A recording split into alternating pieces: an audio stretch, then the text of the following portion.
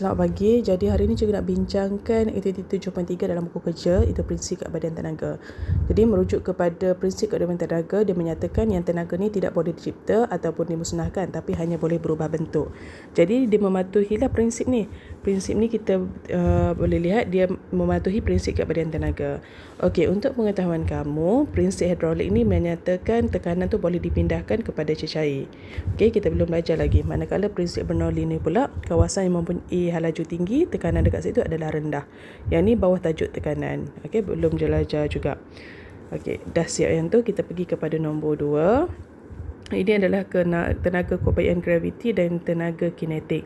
Okey, jadi cikgu terangkan satu-satu sebab mungkin ada yang tak faham lagi kan macam mana pergerakan tu. Okey, pada kedudukan P, dekat sini dia punya tenaga kinetik dia adalah kosong, okey. Sebab dia maksimum paling tinggi. Okey, jadi tenaga kinetik dia adalah kosong. Mana tenaga graviti cikgu buat TG. TG dia adalah maksimum. Sebab dia mempunyai jarak yang besar. Dia ada jarak daripada garis normal dia. Okey, semasa dia bergerak daripada P kepada R, iaitu Q lah. Okey, tenaga kinetik dia adalah maksimum, manakala tenaga graviti dia adalah minimum, dia berkurang sebab tengok dia punya semakin berkurang kan graviti dia. Okey, di kedudukan R, tenaga kinetik dia adalah besar, manakala tenaga graviti dia adalah minimum. Cikgu nak panah lah, minimum, kurang. Okey, pada kedudukan S kita boleh lihat tenaga kinetik dia semakin berkurang, manakala tenaga graviti dia semakin bertambah. Okey, sebab dia nak naik ke atas.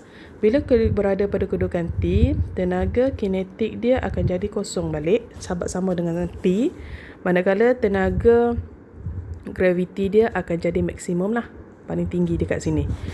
Okey, untuk U, dia pergi kepada R kan, dia nak pergi kepada R, tenaga graviti dia akan berkurang, bawah lah, minimum, manakala tenaga kinetik dia sebab dia sedang bergerak adalah maksimum. Okey, pada kedudukan V, pergerakan V daripada R kepada V, dia punya tenaga graviti dia adalah bertambah, manakala tenaga kinetik dia akan berkurang. Okey, jadi daripada maklumat ini, lengkapkanlah nota-nota dekat bawah ni kan. Seterusnya, cikgu pergi kepada yang ini pula.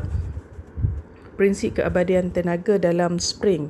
Untuk tenaga keupayaan kenyal, kita boleh lihat dalam spring lah khususnya, sebabnya dia boleh diregang dan juga boleh dimampat. Okey, jadi dekat sini cikgu terangkan satu-satu. Kita mula dengan P. P ni maksudnya bila kita letakkan beban kan, dia akan jadi teregang. Bila jadi teregang, dia tak akan bergerak kan. Jadi dekat sini tenaga kinetik dia adalah sifar. Okey, manakala tenaga keupayaan kinetik kenyal adalah maksimum. Okey, kemudian dia bergerak daripada Q kepada V, Q kepada R. Contohnya kita buang dia punya beban, dia nak pergi kepada garis normal dia. Okey, dekat Q ni tenaga kinetik dia akan semakin bertambah, manakala tenaga kenyal akan semakin berkurang lah. Okey, sebab dekat R ni dia tengah rancak nak bergerak pergi ke atas. Okey, S ni pula dia nak pergi ke kawasan yang termampat, tenaga kinetik dia akan semakin berkurang, tenaga kenyal akan semakin bertambah. Dia berbalik daripada Q tadi. Pergi kepada T. T ni maksudnya benda tu dalam keadaan termampat, tenaga kinetik dia adalah kosong lah kan. Okey, manakala tenaga kenyal tu adalah maksimum. Okey, sebab dia termampat dalam keadaan pegun lah. Kemudian untuk U, dia nak turun ke bawah, tenaga kinetik dia maksimum, semakin bertambah tu maksimum lah. Tenaga kenyal dia tu akan berkurang. Untuk level U, dia terbalik daripada atas. Okey, dia nak turun ke bawah, kinetik dia ni akan berkurang, tenaga kenyal akan bertambah.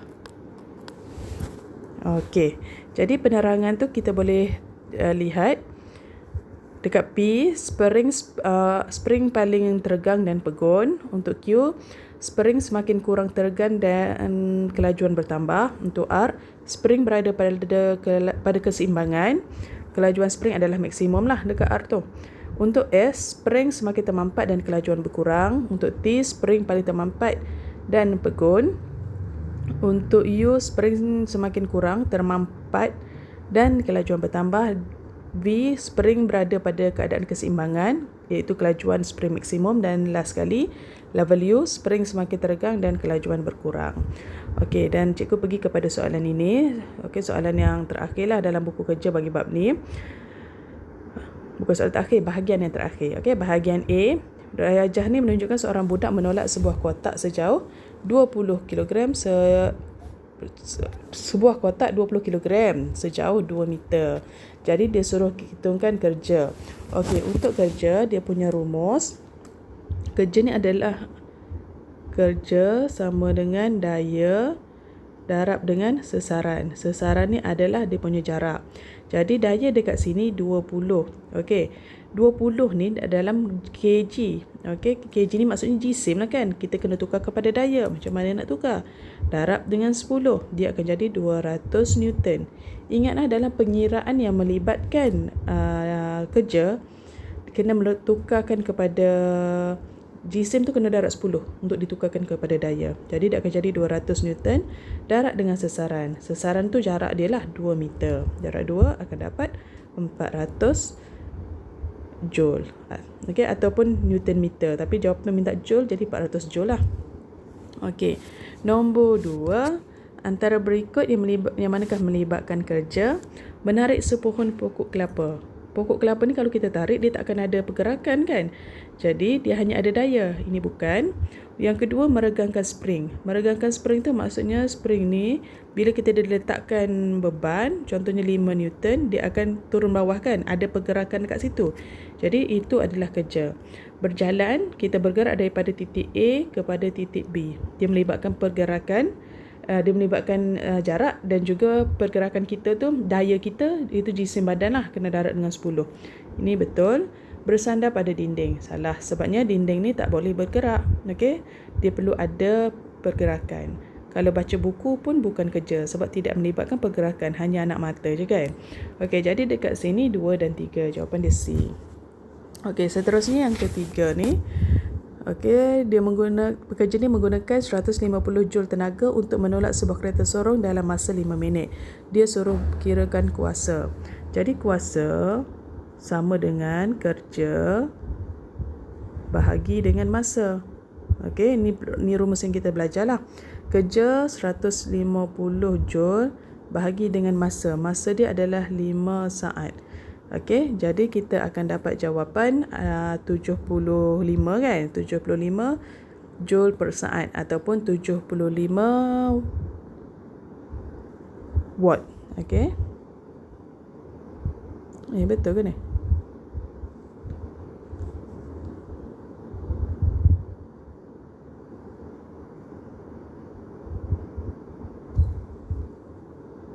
$150 bahagi dengan. Sekejap. Cikgu tengok yang mana tadi. Ni ya. Masa W sama dengan 150 Joule bahagi dengan 5 saat. Potong. 30. Cikgu buat apa tadi? 2. Salah tengok ni. Okey, jadi 30 Joule S-1 akan jadi 30 watt. Jadi jawapan dia adalah B. Okey. Seterusnya untuk nombor 1, yang ni lengkapkan berdasarkan rumus yang kita dah belajar sebelum ni. Okey, untuk keupayaan graviti MGH, tenaga upaya kenyang 1/2 Fx. Untuk tenaga kinetik 1/2 mv kuasa 2. Okey, seterusnya tandakan betul faktor yang mempengaruhi kerja. Jadi faktor yang mempengaruhi kerja, kita kena lihat dia punya dia punya rumus. Kerja sama dengan daya darab dengan sesaran. Okey, jadi masa ni tak ada kaitan lah. Masa ni lebih kepada kuasa. Jadi jawapan dia daya dan sasaran. Okey, kemudian untuk bahagian C, okey, ni pengiraan. Rajah ni dia menunjukkan seorang atlet tu, atlet ni mempunyai jisim 75 kg. Okey, dia mempunyai pemberat setinggi 2 meter. Pemberat ni dia angkat setinggi 2 meter. Berapakah tenaga keupayaan graviti? Jadi tenaga keupayaan graviti sama dengan mgh kan. Okey, mass kena perhatikan graviti pemberat. Okey, graviti pemberat dia tidak merujuk kepada orang tu. Jadi untuk graviti pemberat, masukkan nilai pemberat je lah. Sini 50, graviti dia 10, h dia ni adalah 2. Jadi bila darab terus akan dapat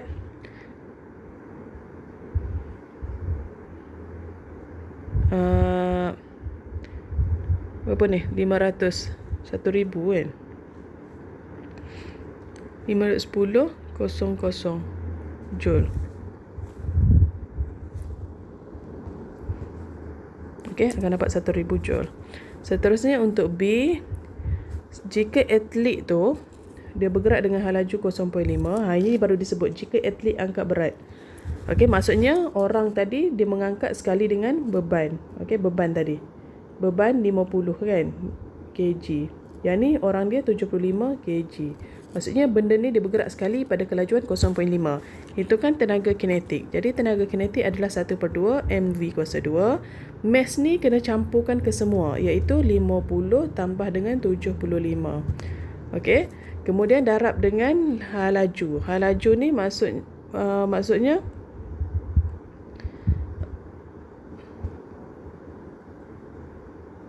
okey, laju ni maksudnya dia punya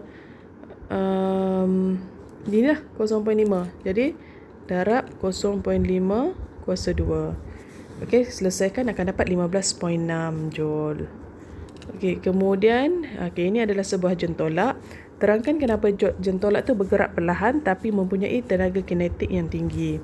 Untuk tenaga kinetik dia punya formula 1/2 mv kuasa 2 kan. Kenapa jentolak ni mempunyai kinetik tinggi walaupun dia tu bergerak slow? Okey, sebabnya kita perhatikan dia ada mass. Ni dia ada laju. Okey, bila laju kurang tapi dia punya mass tu, jisim tu besar, maka tenaga kinetik dia tu akan jadi besar lah. Okey, sebab jentolak dia memang sangat berat lah berbanding kereta kan. Jadi apabila walaupun jisim jentolak tu besar, dia akan menghasilkan tenaga kinetik yang tinggi. Okey, jisim jentolak yang besar akan menghasilkan tenaga kinetik yang tinggi walaupun laju jentolak itu adalah rendah. Okey. Seterusnya kita pergi kepada soalan ni. Dia menunjukkan seorang lelaki sedang menolak sebuah lori dan seorang lelaki sedang menolak sebuah van. Kenapa lebih banyak orang diperlukan untuk menolak sebuah lori berbanding dengan berbanding sebuah van? Jadi kita boleh perhatikan daripada 1/2 mv kuasa 2 tadilah tenaga kinetik tadi kan. Okey, tenaga kinetik tadi dia memerlukan jisim. Jadi untuk jisim lori ni dia lebih besar. Bila lebih besar, tenaga kinetik dia tu akan jadi tinggi. Okey, jadi daya yang besar diperlukan untuk menolak lori tersebut berbanding van. Okey, disebabkan oleh jisim dia. Okey, jadi boleh tulis jawapan macam ni lah. Jisim lori adalah lebih besar daripada jisim van. Oleh itu, daya lebih besar diperlukan untuk menolak lori.